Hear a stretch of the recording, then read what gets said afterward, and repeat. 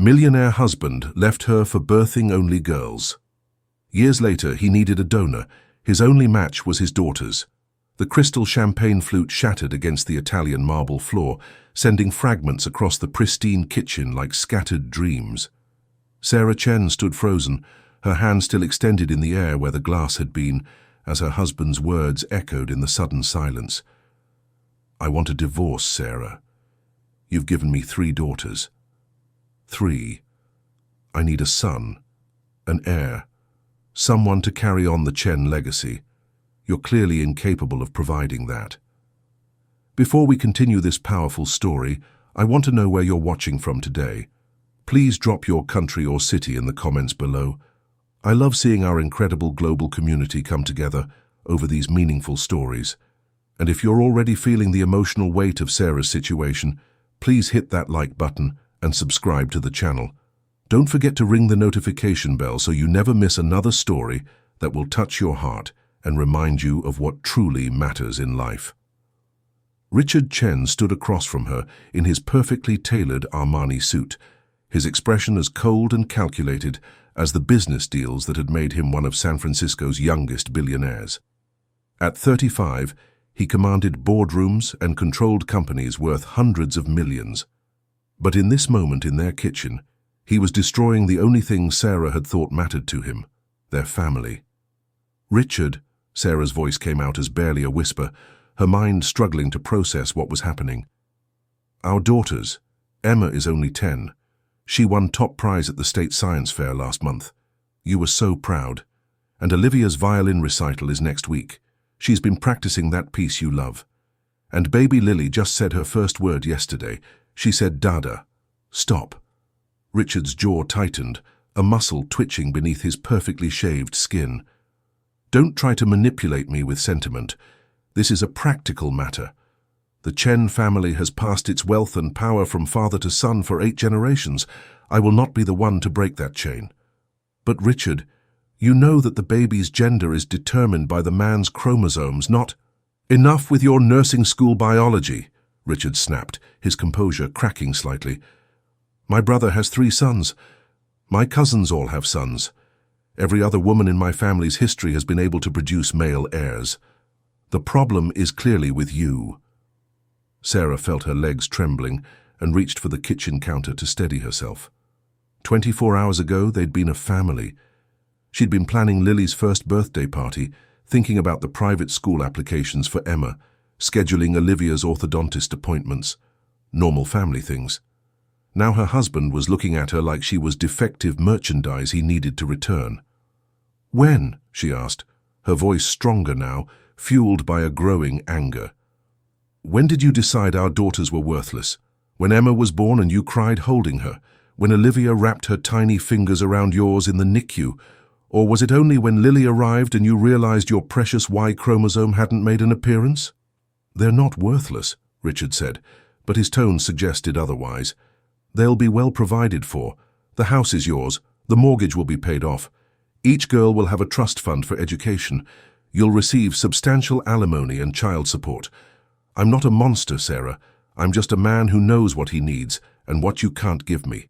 "What I can't give you?" Sarah laughed, but it was a broken sound. "I gave you 12 years of my life.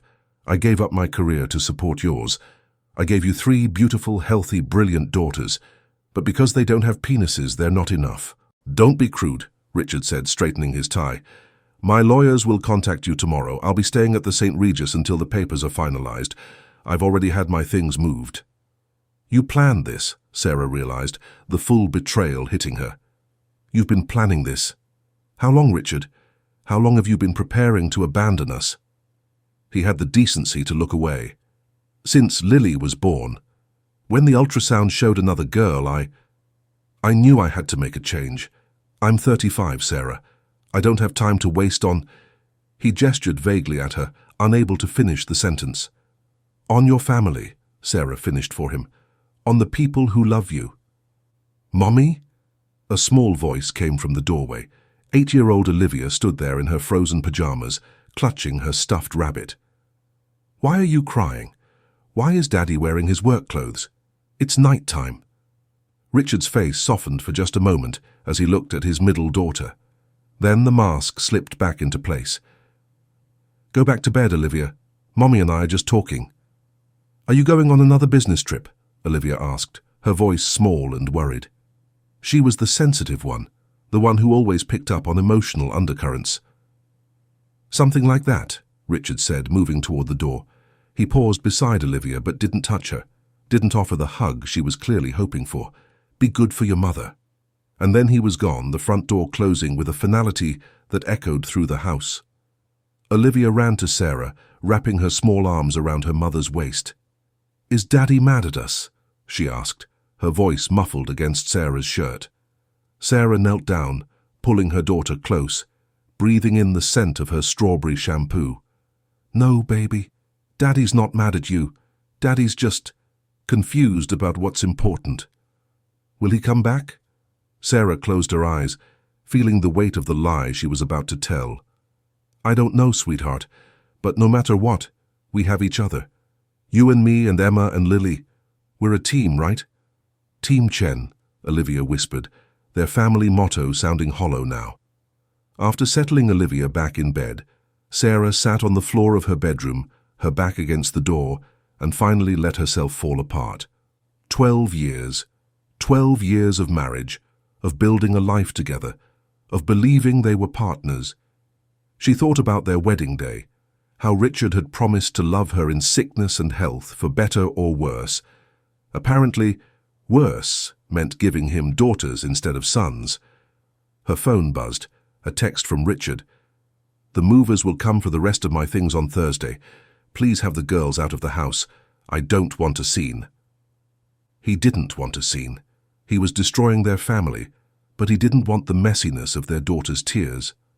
Sarah deleted the text and opened her laptop. If Richard thought she was going to roll over and accept whatever his lawyers offered, he was about to learn otherwise.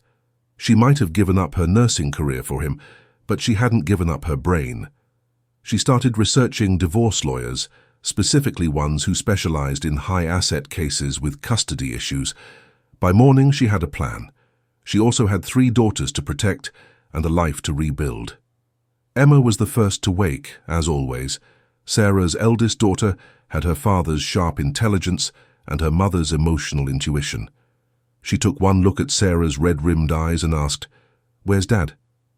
"He had to leave for a while," Sarah said carefully. "We need to have a family meeting." "Without Dad?" Emma's voice was suspicious. She was too smart, too observant.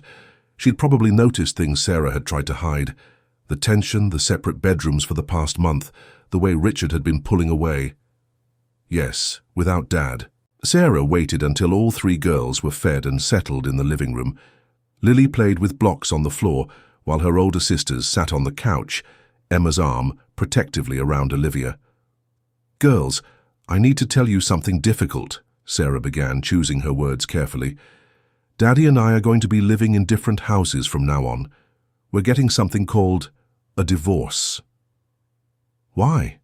Olivia's eyes immediately filled with tears. "Sometimes grown-ups realize they want different things," Sarah said. "It's not your fault. Nothing you did or didn't do caused this. Daddy and I we don't agree on some important things anymore." "Is it because we're girls?" Emma asked bluntly. Sarah's heart stopped. "What makes you ask that?" "I heard Grandma Chen talking at Christmas. She said it was a shame you kept having girls. She said Daddy needed a son to carry on the family name. And then Daddy got really quiet and left the room." Sarah felt rage bubble up inside her. Richard's mother had been poisoning the well, and she'd been too polite, too eager to keep the peace, to confront it. "Listen to me, all of you," Sarah said firmly. "Being a girl is not something to be ashamed of. You are not disappointments, you are miracles. You are smart and talented and strong and perfect exactly as you are. If anyone tells you otherwise, they're wrong." "Even Daddy," Olivia whispered. "Even Daddy," Sarah confirmed, her heart breaking.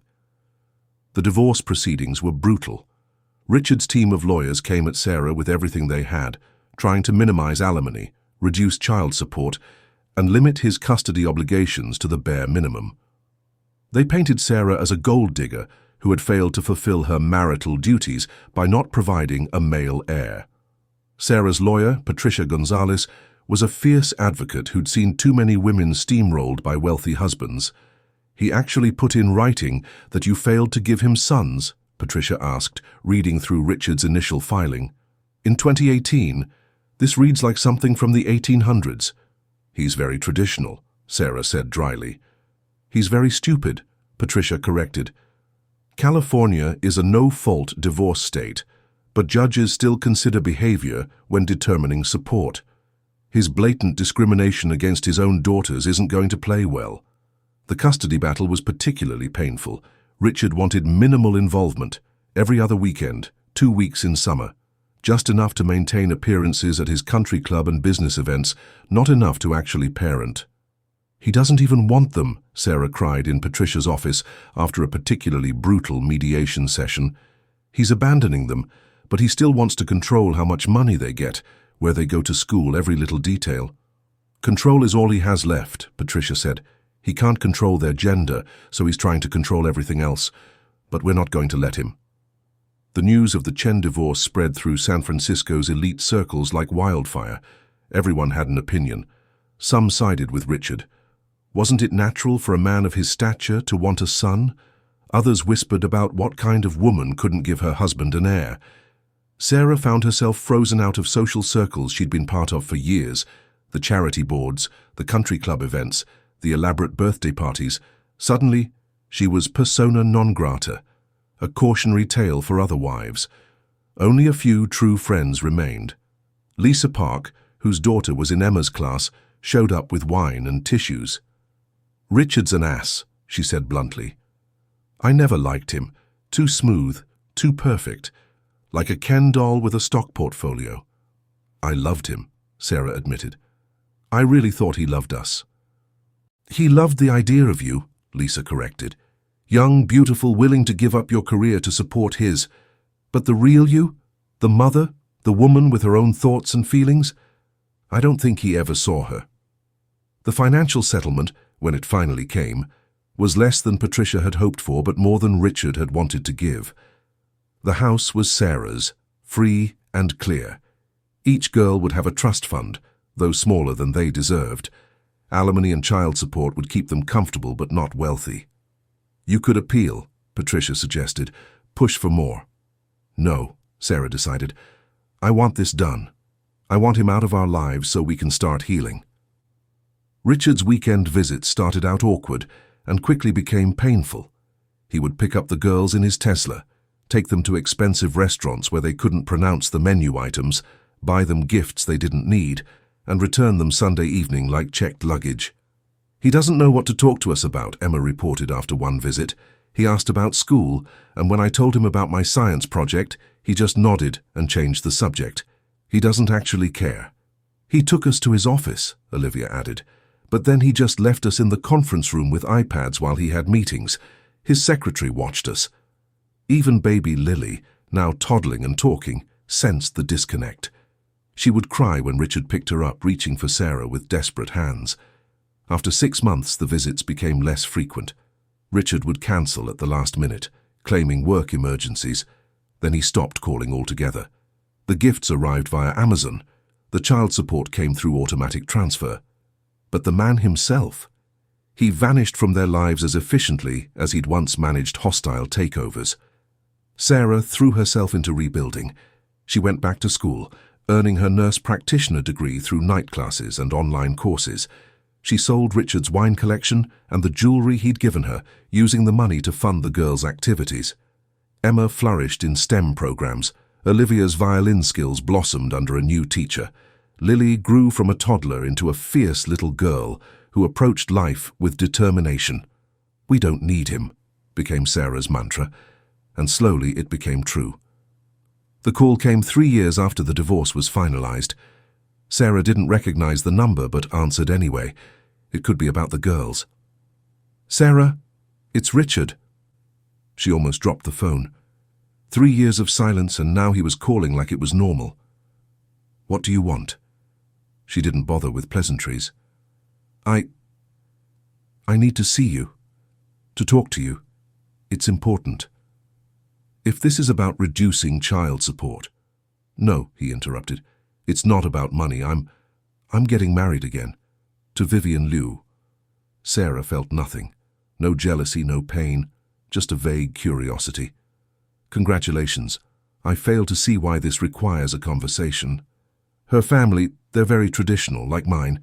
They've assured me that she comes from a line of women who produce sons. Her mother had 4 boys. Her grandmother had 6. How medieval, Sarah said dryly. Should I expect a reduction in child support since you'll be starting your new male heir-producing family? That's just it, Richard said, and for the first time she heard uncertainty in his voice.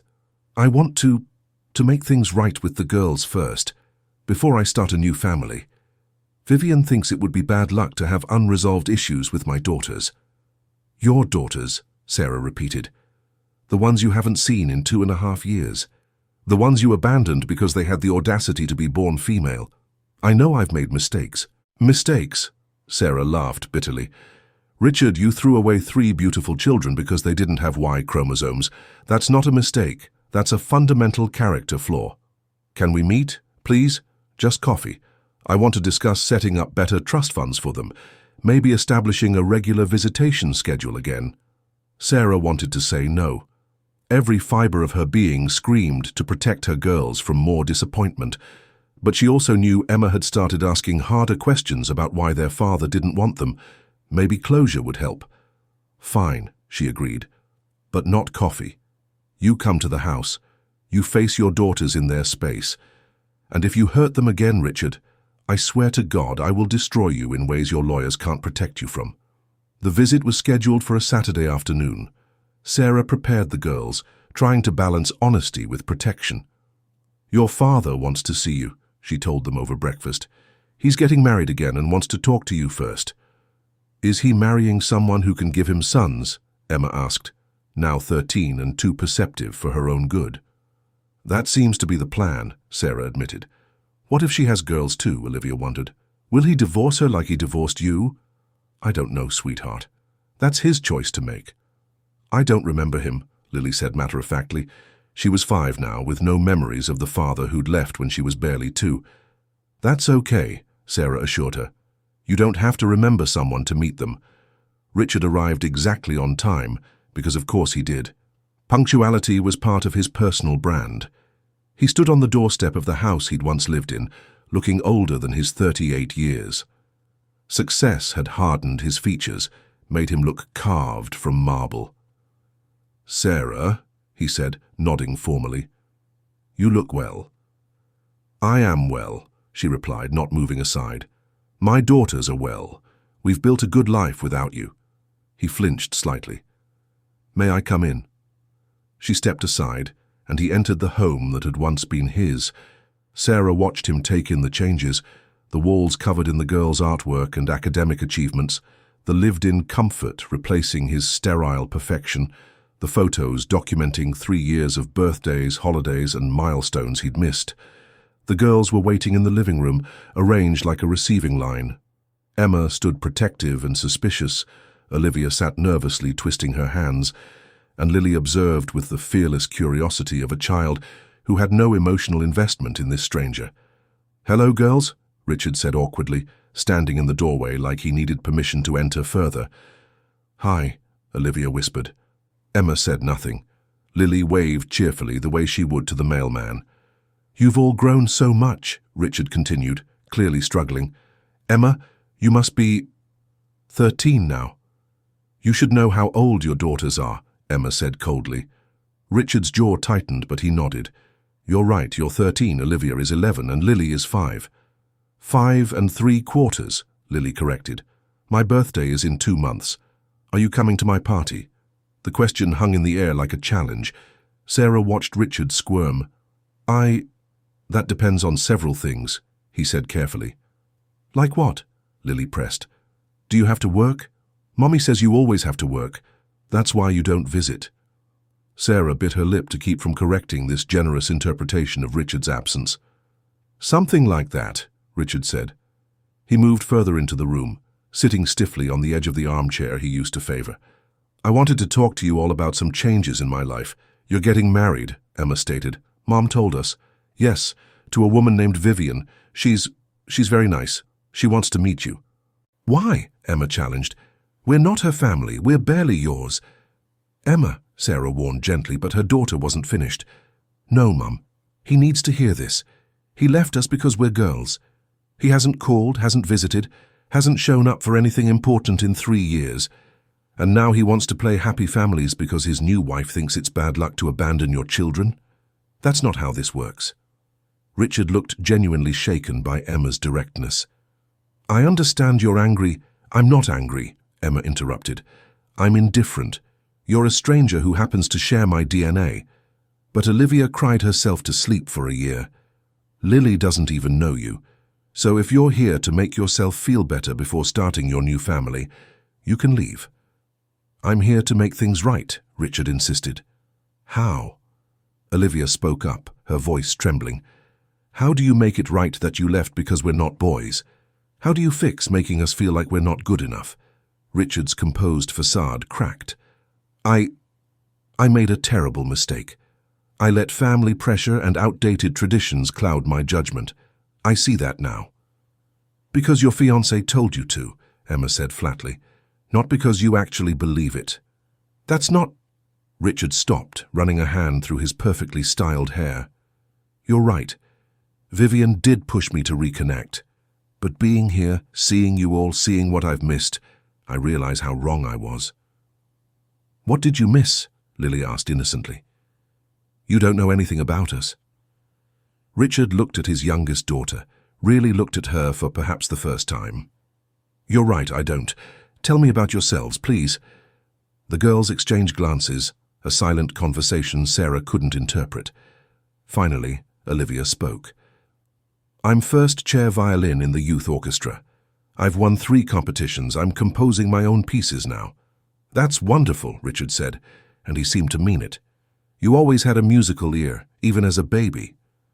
Emma's won the state science fair 2 years in a row, Olivia continued, warming slightly. She's already taking high school math. MIT sends her materials. Richard turned to Emma, surprise evident on his face. MIT? Their outreach program for gifted students, Emma said grudgingly. Not that you'd know. And Lily's the best soccer player in her league, Olivia finished. She scored 12 goals last season. 13, Lily corrected. And I can do a cartwheel. Want to see? Before anyone could respond, Lily was demonstrating her cartwheel in the living room, nearly knocking over a lamp. Her uninhibited joy was so pure that even Richard smiled. That's very impressive, he said. I can also read chapter books, Lily added, not to be outdone. And I know all the states and capitals, and I can make friendship bracelets. I made one for everyone in my class. I could make you one, but I don't know your favorite colors.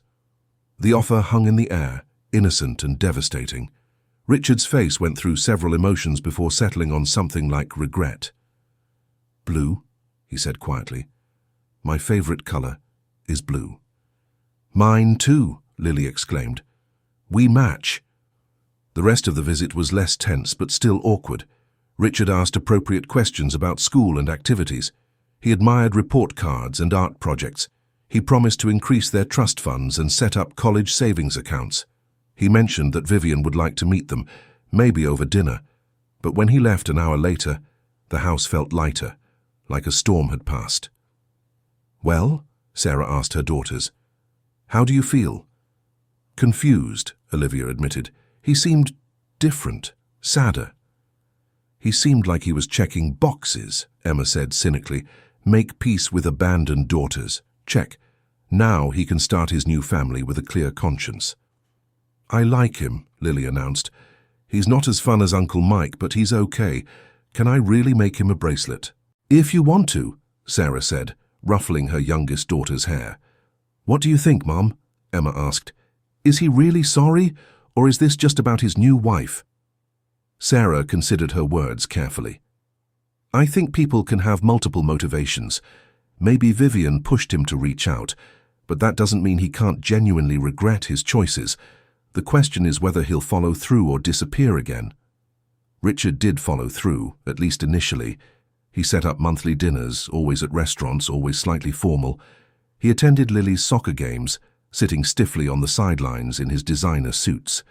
He came to one of Olivia's concerts, filming it on his phone like the other parents. He even tried to engage with Emma's science projects, though his understanding of molecular biology was limited. The wedding to Vivian was a lavish affair that the girls were invited to, but chose not to attend. Sarah supported their decision, knowing it would be too painful to watch their father pledge eternal love to someone else when he'd so easily discarded their family. "He sent pictures," Olivia reported, scrolling through her phone. "She's pretty. Young." 26, Emma said with disgust. 13 years younger than him. Only 13 years older than me. It's gross. "She looks nice," Lily said, always finding the positive. "Maybe she'll be a good stepmom." "We don't need a stepmom," Emma said firmly. "We have Mom." Sarah hugged her fierce eldest daughter. "You can have both, you know. If she's kind to you, if she cares about you, that's just more love in your life."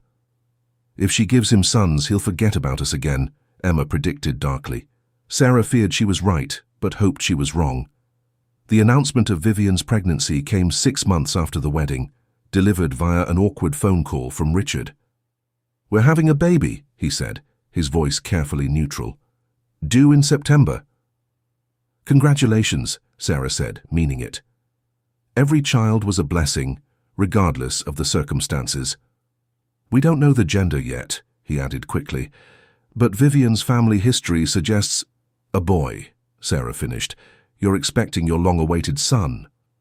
"We're hoping," Richard admitted, "but of course we'll be happy either way." Sarah doubted that, but kept her thoughts to herself. "Have you told the girls?" "I wanted to tell you first. I thought, maybe you could help me find the right way to share the news." "They're your daughters, Richard. Talk to them. Be honest. They're smart kids. They'll see through anything else," he told them at their next dinner. Sarah heard about it from a tearful Olivia that night. "He's so happy," Olivia sobbed. "Happier than I've ever seen him. He kept talking about legacy and carrying on the family name, like we don't matter at all." "You matter," Sarah said firmly, holding her middle daughter. "You matter to me, to each other, to everyone who truly knows you. His inability to see your worth doesn't diminish it."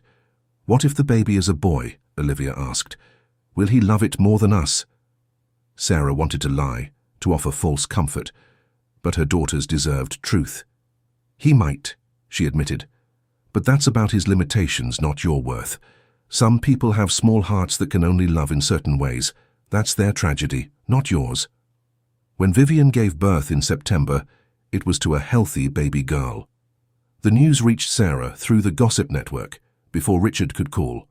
Lisa Park burst into her house with barely concealed glee. "You'll never guess," Lisa said breathlessly. "Richard's son?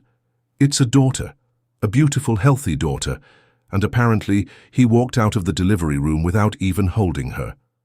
Sarah felt no satisfaction, only sadness. Sadness for the baby girl who would grow up knowing she was a disappointment. Sadness for Vivian, who was probably lying in a hospital bed wondering what she'd done wrong. Even sadness for Richard, trapped in a prison of his own making. "That poor child," Sarah murmured. "Poor Vivian too," Lisa added. "Word is Richard's already talking about trying again immediately. The man's obsessed." Richard didn't call for 2 weeks. When he finally did, his voice was flat, defeated. "I suppose you've heard," he said without preamble, "that you have another daughter." "Yes, I heard." "Congratulations, Richard. 4 daughters. You're a lucky man." "Lucky," he repeated bitterly. "My parents won't even come see her. They said to call when I have a grandson." "Then they're fools," Sarah said simply. "Just like you were a fool. Just like you're being a fool now." "I know," Richard said, surprising her. "I know I'm being irrational. I know gender is determined by my chromosomes, not some failing in my wives. I know daughters are just as valuable as sons. I know all of this intellectually, but I can't seem to feel it." "Then fake it," Sarah advised. "Fake it until that baby girl is old enough to understand your disappointment. Fake it so Vivian doesn't feel like I felt. Fake it so your other 3 daughters might have a chance at a relationship with their sister. Fake it until maybe, hopefully one day you won't be faking anymore. Is that what you did? Fake being okay with not giving me sons?"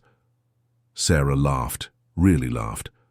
"Oh, Richard, I never had to fake anything. From the moment I held Emma, I knew I was holding perfection. Every daughter was a gift. The only thing I had to fake was respecting your obsession with sons, and clearly, I didn't fake that very well." Vivian tried again. Another daughter, and again, a third daughter. By the time Richard had 6 daughters across 2 marriages, he had become something of a legend in their social circles. The billionaire who couldn't buy himself a son, the man who divorced his first wife for having only daughters, only to have 3 more daughters with his second wife. Sarah watched from afar as Richard's marriage to Vivian crumbled under the same pressures that had destroyed theirs. She heard about the separate bedrooms, the fertility specialists, the increasing desperation. When Vivian finally filed for divorce after 5 years, Sarah felt only empathy for a fellow survivor of Richard's particular brand of misogyny. Through it all, Sarah's daughters thrived. Emma got into Stanford at 16 through their accelerated program. Olivia was accepted to Juilliard for violin performance. Lily became captain of her high school soccer team while maintaining a 4.0 GPA. They had minimal contact with Richard, who paid his child support but couldn't seem to face the growing evidence of what he'd thrown away. His other daughters, Isabella, Victoria, and Sophia, remained strangers, hidden away by a bitter divorce between their parents. Which is why Sarah was so shocked when her phone rang on a random Tuesday evening, 15 years after their divorce, showing Richard's number. "Sarah?" His voice was different, older, rougher, with an undertone of something she'd never heard from him before. Fear. "Richard, what's wrong?" I need to see you, to talk to you and the girls. It's urgent. Please." "Richard, we haven't had a real conversation in years. Why, I'm dying, Sarah." The words came out in a rush. "Acute myeloid leukemia, stage 4. The doctors say I have maybe 6 months without treatment, maybe a year with it.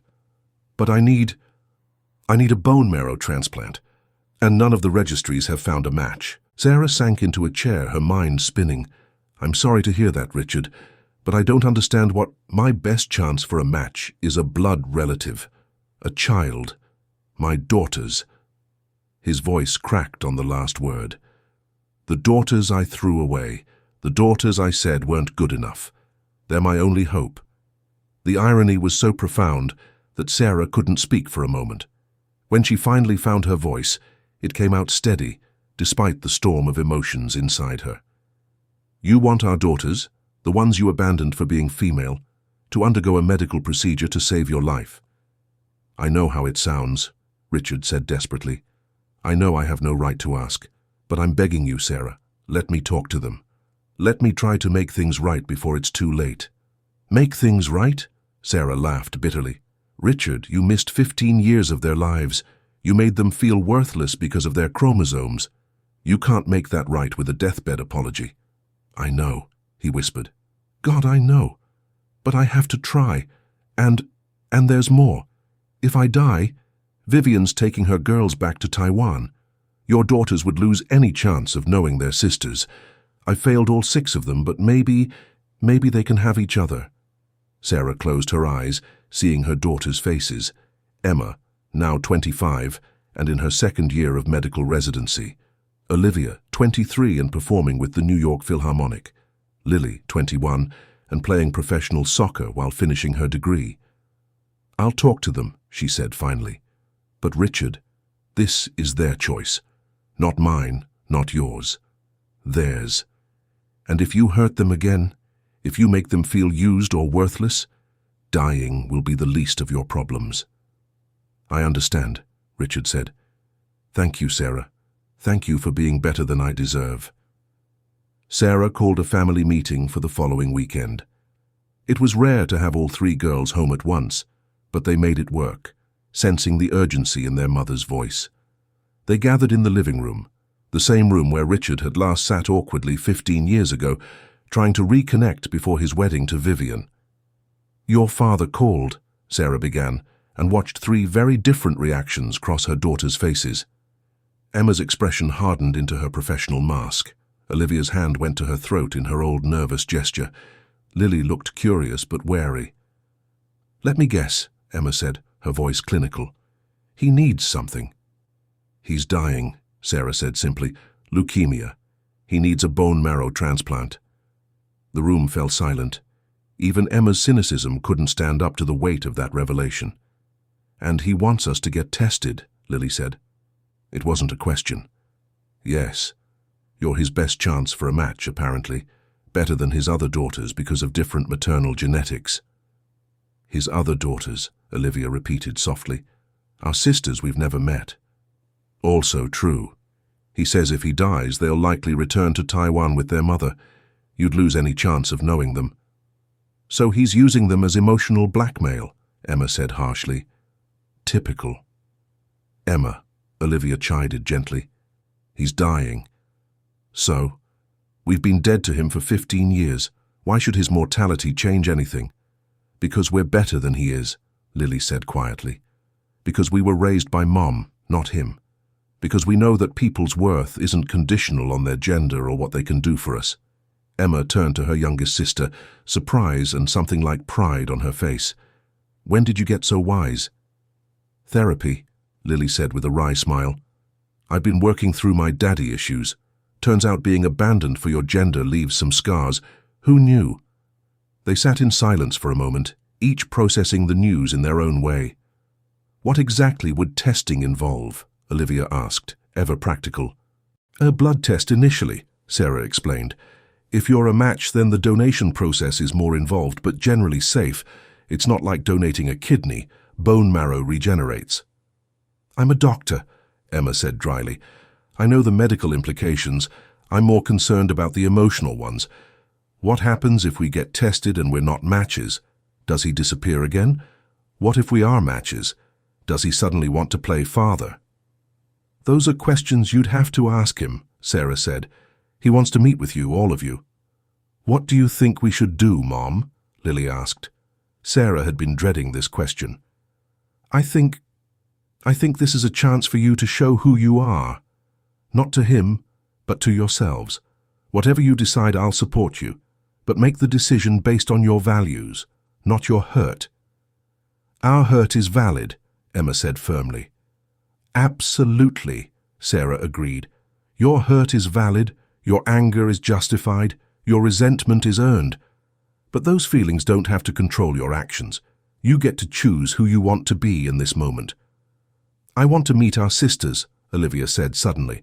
"Whatever we decide about the testing, I want to meet them. They're innocent in all this. They didn't choose him as a father any more than we did." "Same," Lily agreed. "I've always wondered about them. Do they look like us? Do they know about us? Are they musical like Liv or athletic like me? Or brilliant like Emma?" Olivia added, nudging her older sister. Emma's expression softened slightly. "Fine, we'll meet with him. But I have conditions." "Of course you do," Lily said fondly. "You wouldn't be Emma without a list of conditions." "First," Emma continued, ignoring the teasing, "he meets with all 6 daughters together. No separate families anymore. If he wants our help, he acknowledges all of us equally. Second, he pays for family therapy, all 6 of us together to work through this mess he created. Third, he sets up equal trust funds for all daughters, not just the ones who might save his life. And fourth," she paused, her jaw set, "he goes public with his story, the whole truth. How he abandoned us for being girls, had 3 more girls, and now needs those abandoned daughters to save him. Let his business associates know exactly what kind of man he is." "Those are harsh conditions," Olivia said softly. "He was harsh when he left us," Emma countered. "He was harsh every birthday he missed, every achievement he ignored, every time he made us feel like we weren't enough. If he wants mercy now, he needs to earn it." "I agree with the conditions," Lily said. "But I also think we should be prepared for him to have changed. People facing death sometimes gain perspective. Maybe he's not the same man who left us. Or maybe he's exactly the same, just desperate," Emma said. Only one way to find out, Sarah said. The meeting was arranged for the following week at UCSF Medical Center, where Richard was receiving treatment. Sarah insisted on a neutral location, not his home, not theirs, somewhere that belonged to no one. The girls arrived together, a united front. Sarah waited in the lobby, letting them face this moment without her protective presence. But she couldn't help watching through the glass doors as her daughters walked down the hallway. Emma in her white coat from the hospital, Olivia elegant in a dress from her performance wardrobe, Lily athletic and confident in jeans and a Stanford soccer sweatshirt. They were gone for 2 hours, 2 hours that felt like a lifetime to Sarah, who alternated between pacing and pretending to read outdated magazines. Other families came and went, dealing with their own medical crises, but Sarah barely noticed them. Finally, the doors opened. Her daughters emerged first, followed by 3 other girls who could only be Richard's other daughters. The family resemblance was unmistakable. 6 variations on a theme, all carrying traces of the man who had failed to value them. Behind them, in a wheelchair pushed by a nurse, was Richard. Sarah barely recognized him. The powerful billionaire who had walked out of their life 15 years ago was gone. In his place was a gaunt man who looked decades older than his 50 years. The cancer had ravaged him, but more than that, he looked broken, humbled in a way she'd never seen. "Sarah," he said, his voice weak but clear. "Thank you for raising them to be better than me, for giving them the strength to face me with grace." "I didn't give them anything," Sarah said carefully. "They found their own strength, despite you, not because of me." "Mom," Emma said, "these are our sisters, Isabella, Victoria, and Sophia." Sarah looked at these 3 girls, 20, 18, and 16 now. They had their father's sharp features, but their mother's softer expressions. They looked nervous, uncertain, but also hopeful. "It's nice to finally meet you," Isabella, the eldest, said. "We've heard so much about you, about all of you. Dad told us everything, about why he left, about how wrong he was, about how amazing you all are despite him." "Because of Mom," Lily corrected gently. "We're amazing because of Mom." "We'll get tested," Emma announced, her voice carrying the authority of a decision made. "All 6 of us, but the conditions stand. All of them." Richard nodded weakly. "I've already spoken to my lawyers about the trusts. The therapy sessions start next week, and I've scheduled an interview with the Chronicle for tomorrow. The whole truth, as you demanded." "Why?" Victoria asked suddenly. It was the first time the middle daughter had spoken. "Why did you think boys were worth more than girls? We've never understood." Richard was quiet for a long moment. When he spoke, his voice was heavy with regret. "Because I was taught to. Because my father valued my brother more than my sisters. Because I never questioned it until it was too late. Because I was a fool who threw away 6 miracles for a phantom that never existed." "That's not good enough," Sophia, the youngest, said with a fierceness that reminded Sarah of Lily at that age. "We need more than that. We need to understand how you could look at us and see disappointments instead of daughters." What followed was one of the most painful conversations Sarah had ever witnessed. Richard, facing his mortality and his failures, tried to explain the inexplicable. He talked about family pressure, cultural expectations, his own father's coldness toward his sisters. He talked about how each daughter's birth had felt like a personal failure, a sign that he was somehow less of a man. "Do you know what my father said when Emma was born?" Richard asked, looking at his eldest daughter. "He said, 'Try again.' Not congratulations, not how beautiful she was, just try again." And I internalized that. I let his voice become my voice. "So you passed the poison on," Emma said coldly. "Generation after generation of men telling their daughters they're not enough." "Yes," Richard admitted. "Until now. Until you. You 6 are breaking the cycle. You're showing me, showing the world, that daughters are exactly what we need. Strong, brilliant, compassionate, fierce daughters who refuse to accept less than they deserve." "Pretty words," Emma said. "But words are easy when you're dying and need our bone marrow." You're right, Richard said. Words mean nothing. Only actions matter now. So let me start with this. He pulled out a folder from the bag attached to his wheelchair. Dissolution papers for Chen Industries board structure. I'm reorganizing the entire company. The new board will be entirely female, led by the 6 of you when you're ready. The company that was built on the backs of generations of undervalued women will now be run by women, by my daughters.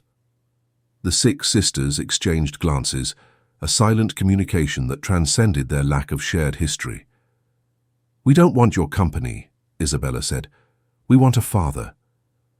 I know, Richard said, tears now flowing freely down his gaunt cheeks. And I want to be one. For whatever time I have left, I want to try. Not because you might save my life, but because you've already saved my soul. You've shown me what I missed, what I threw away. Even if the transplant doesn't work, even if I die tomorrow, I'll die knowing I finally saw you. Really saw you. All of you. The test results came back a week later. Sarah was at home when Emma called. 3 of us are matches, Emma said without preamble. Me, Lily, and Isabella. The doctors say any of us could donate, but... She paused. Isabella's the best match. 95% compatibility. It's almost unheard of. How do you feel about that? Sarah asked. Relieved, Emma admitted. I would have done it. I'm a doctor. I save lives, even lives that don't deserve saving. But Isabella, she wants to do it. She says she's not saving him for who he was, but for who he might become. For the father he's trying to be now. She sounds wise. She sounds like someone raised by a mother who had to be both parents, Emma said. Just like us, Vivian did what you did. She made sure they knew their worth, even when their father couldn't see it. The transplant was scheduled for the following month. In the weeks leading up to it, something remarkable happened. The 6 sisters began to forge real relationships. They met for coffee, shared meals, attended each other's events. Emma mentored Isabella through her pre-med applications. Olivia gave Victoria violin lessons. Lily and Sophia bonded over soccer and their shared competitive spirits. Richard, true to his word, gave his interview to the Chronicle. The resulting article was brutal in its honesty. Tech billionaire's biggest failure, valuing sons over daughters, read the headline. In it, Richard laid bare his mistakes, his regrets, and his hope that other fathers would learn from his stupidity. The backlash was swift. Some business partners distanced themselves. He was asked to resign from several boards. His reputation, carefully cultivated over decades, crumbled. Good, Emma said, reading the article. Let everyone know what kind of man he was. Maybe it'll save some other little girl from growing up thinking she's not enough. But there was support too. Letters from daughters who had faced similar rejection, from fathers who had realized their own biases, from families broken by the preference for sons over daughters. Richard read every letter, responded to many. He started a foundation, not in his name, but in his daughters' names. The Chen Sisters Foundation for Gender Equality in Families. The day of the transplant arrived grey and foggy, San Francisco wrapped in its typical mourning shroud. All 6 daughters gathered at the hospital, along with both mothers. Sarah and Vivian had developed an unexpected friendship, bonded by their shared experience. I was so young when I married him, Vivian confided as they waited. 22 and convinced I could give him what you couldn't. I was so arrogant, so naive. I'm sorry for my part in breaking your family. You didn't break us, Sarah said firmly. Richard did that all on his own. And look what grew from the broken pieces. 6 remarkable young women who refused to be defined by his limitations. Isabella went into the procedure room with a smile. I'm not nervous, she told her sisters. This feels right, like something I was meant to do. The donation took 4 hours.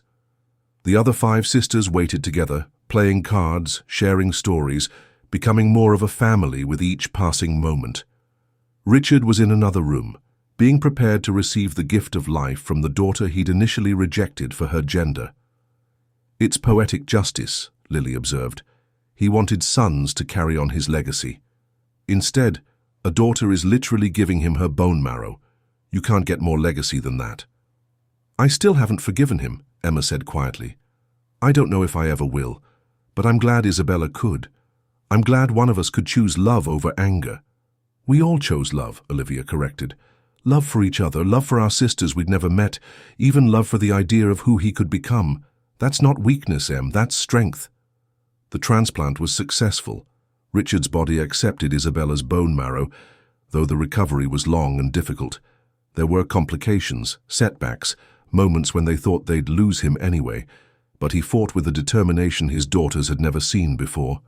I'm not ready to die, he told them during one particularly bad night. Not when I'm finally learning how to be a father. And slowly, painfully, he did learn. He attended Lily's professional soccer matches, cheering louder than anyone. He sat through entire performances of Olivia with the Philharmonic, tears streaming down his face. He asked Emma about her residency, really listening to her answers. He helped Victoria with her college essays, attended Sophia's high school graduation, celebrated Isabella's acceptance to medical school. He wasn't perfect. There were awkward moments, old patterns that emerged, times when his ingrained biases showed through. But he caught himself, apologized, tried harder. I'm proud of you, he told Emma after she performed a particularly difficult surgery. Not because you succeeded, but because you had the courage to try. Just like you had the courage to face me when I didn't deserve it. Don't make me cry at work, Emma said, but she was smiling. 2 years after the transplant, Sarah stood in her backyard, watching a scene she never could have imagined. All 6 Chen daughters were there for their first official family reunion. Richard was at the grill, still thin but healthy, laughing at something Sophia had said. Vivian was helping Sarah set the table, the 2 women moving in comfortable synchronization. Did you ever think we'd be here? Vivian asked. Never, Sarah admitted. I thought our story ended the day he walked out. I never imagined it was just the beginning of something bigger. 6 daughters, Vivian mused. He wanted 1 son and got 6 daughters who are changing the world. Emma's saving lives, Olivia's creating beauty, Lily's inspiring young athletes, Isabella's heading to medical school, Victoria's writing a book about our family, Sophia's starting a non-profit for girls in sports. That's quite a legacy. The best legacy, Sarah agreed. Richard approached them, carrying a platter of grilled vegetables. Thank you, he said simply. Both of you, for raising them when I couldn't see their worth, for being the parents they deserved when I failed them. We did what mothers do, Sarah said. We loved them unconditionally. Something I had to learn, Richard admitted, but I'm learning. Every day I'm learning. As the sun set over the bay, painting the sky in shades of pink and gold that Olivia would later try to capture in music, the Chen family, all of it, the whole messy, complicated, beautiful truth of it, gathered around the table. A toast, Richard proposed, raising his glass, to the 6 women who saved my life, not just with bone marrow, but with grace, forgiveness, and the courage to show me what family really means. To my daughters who are more than enough, who are everything. To sisters, Emma added, looking around the table at the 5 women who had become her family in ways she'd never expected. To mothers who show us our worth, Isabella said, smiling at both Sarah and Vivian. To fathers who learn to do better, Lily added, surprising everyone. To second chances, Olivia contributed. To family, Victoria said simply. To us, Sophia concluded. They drank, they laughed, they shared stories of the years apart and dreams for the years ahead. Richard's cancer remained in remission, held at bay by Isabella's gift, and his own determination to make the most of his second chance. He would never get back the years he'd lost. He would never undo the pain he'd caused. But he could choose to do better every day for whatever time he had left. And his daughters, all 6 of them, could choose to let him try. The Chen family legacy would continue, not through sons carrying a name, but through daughters carrying compassion, strength, and the radical belief that people could change. Richard had left Sarah for birthing only girls. Those girls had given him back his life and taught him what living really meant. As Sarah cleared the dishes later that evening, Emma approached her. Mum, thank you. For what, sweetheart? For showing us that we were enough when Dad couldn't see it, for teaching us that our worth wasn't dependent on someone else's validation, for raising us to be strong enough to save him, but wise enough to save ourselves first. Sarah hugged her eldest daughter, remembering the 10-year-old who had asked why Daddy left, the 13-year-old who had built walls of anger, the 25-year-old who had chosen compassion despite her hurt. "You saved yourselves," Sarah said. "I just loved you while you did it." "That's everything," Emma said. "That's absolutely everything." As the evening wound down and the daughters began to leave, some to their own homes, some to their mothers' houses, but all planning to meet again soon, Richard stood at the door, saying goodbye to each of them. When he reached Emma, he paused. "I know you haven't forgiven me," he said quietly. "I know I may never earn that. But I want you to know that every day I wake up grateful for the chance to try. Every day I see Isabella's cells in my blood work. I remember that my daughter's love literally runs through my veins now." Emma studied him for a long moment. "I may never fully forgive you," she said honestly, "but I'm learning that forgiveness isn't binary. It's not all or nothing. It's a process, and I'm willing to be in that process with you." "That's more than I deserve." "Yes," Emma agreed, "it is. But that's what makes it grace." As the last car pulled away, Sarah found herself alone with Richard for the first time in years. They stood on the porch, watching the taillights disappear into the San Francisco night.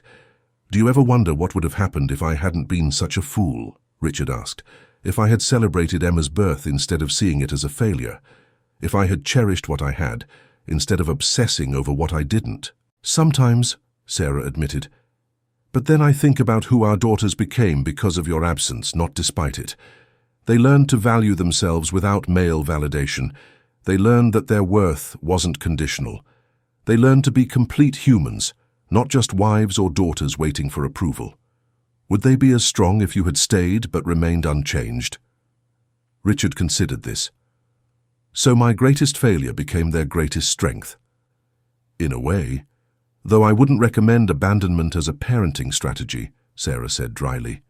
"No," Richard laughed, a sound she hadn't heard in decades. "I wouldn't either, but I am grateful that you were there to catch them when I let them fall, to show them how to fly when I clipped their wings." "That's what mothers do," Sarah said simply. "And fathers?" Richard asked. "What do fathers do when they've failed so spectacularly?" "They show up," Sarah said. "Day after day they show up. They admit their mistakes, they do better, they prove that change is possible, even when it seems too late." "Is it too late?" Richard asked, and she heard the vulnerability in his voice. "You're here, aren't you? You're alive because your daughter saved you. You have 6 daughters who are willing to know you. You have tomorrow. That's not too late. That's a beginning." Richard nodded, tears in his eyes. "Thank you, Sarah, for everything, for being the parent I couldn't be, for raising daughters who could show mercy to someone who showed them none, for this conversation, for not hating me as much as I hated myself." "I did hate you," Sarah admitted, "for a long time, but hate is exhausting and I had daughters to raise. So I chose love instead. Love for them, love for myself, love for the life we built without you. And now, watching you try to earn their love, I choose peace. Not for you, but for me." As Richard walked to his car, moving slowly but steadily on legs that had once been too weak to stand, Sarah reflected on the journey that had brought them here. The young nurse who had fallen for a charming businessman, the young mother devastated by abandonment, the single parent who had built a life from ashes, the woman watching her ex-husband leave again, but differently this time, with hope instead of destruction in his wake. Her phone buzzed with a group text from the 6 sisters, already planning their next gathering. Photos from the evening flooded in. Lily and Sophia mid-soccer battle, Olivia teaching Victoria a complex fingering technique, Emma and Isabella deep in conversation about medical school. 6 sisters who might never have known each other, brought together by one man's failure and redeemed by their own choices. Sarah smiled, remembering the shattered champagne flute from that terrible night 20 years ago. Like that glass, their family had shattered. But unlike glass, people could be remade. Not the same as before, but sometimes stronger, sometimes more beautiful. sometimes exactly what they were meant to be all along. The Chen legacy would continue through 6 daughters who had learned that worth comes from within, that family is chosen as much as it's born, that forgiveness is a gift you give yourself, and that sometimes the worst things that happen to us clear the path for the best things. Richard had wanted sons.